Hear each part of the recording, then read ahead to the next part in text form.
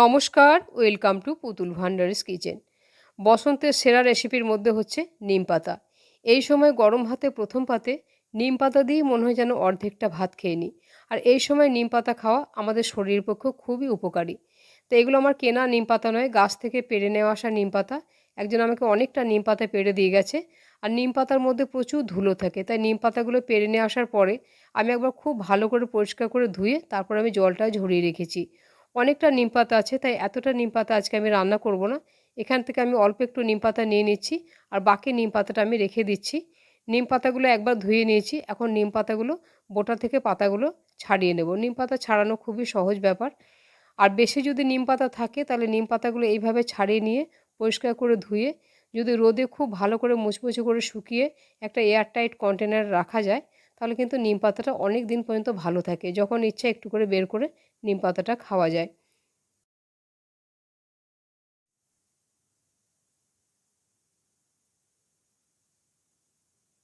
সব নিম পাতাগুলো এভাবে আমি পরিষ্কার করে বেছে নিলাম। নিম পাতাটা আমি আগেই খুব পরিষ্কার করে ২-৩ বার ধুয়ে জল ঝরিয়ে রেখেছি, তাই বেছে নেওয়ার পর নিম পাতাটা আর ধোয়ার প্রয়োজন নেই।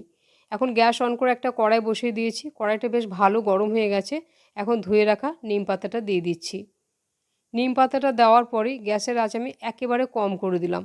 কম আঁচে নিম পাতাটাকে বেশ কিছুক্ষণ একটু নাড়াচাড়া করে নেব।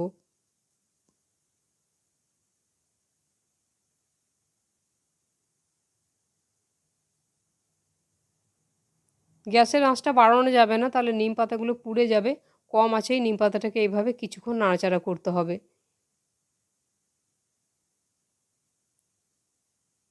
আস্তে আস্তে নিম পাতাগুলো বেশ ভাজা হয়ে গেছে, একটু কালার হতে শুরু করে দিয়েছে।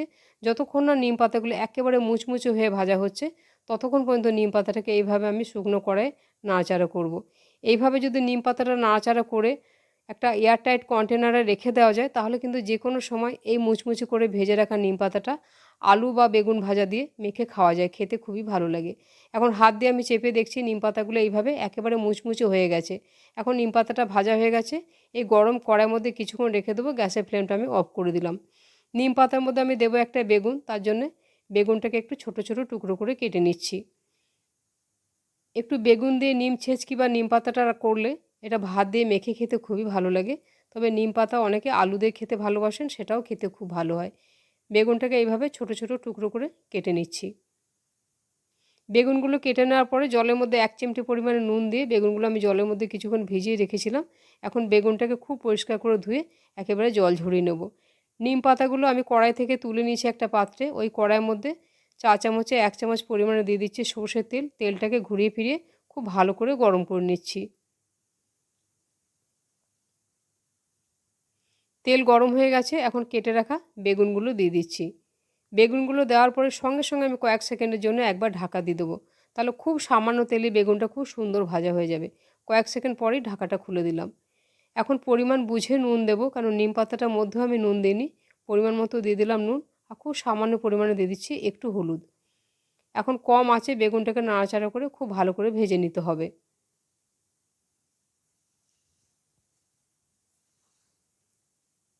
এইভাবে নিম ছেঁচকি বা নিম বেগুন করলে এটা বেশ স্বাস্থ্যকর, আর এটা গরম ভাত দিয়ে মেখে খেতে খুবই ভালো লাগে।